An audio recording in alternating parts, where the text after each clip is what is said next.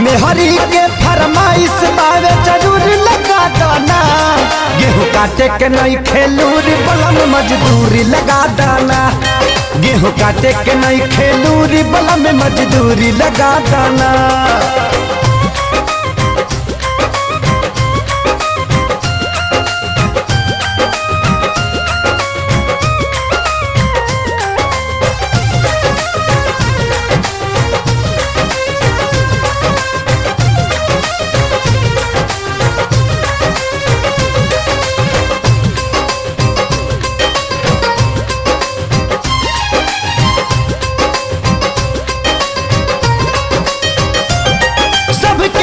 कटनी राजा करता अपन गेहूँ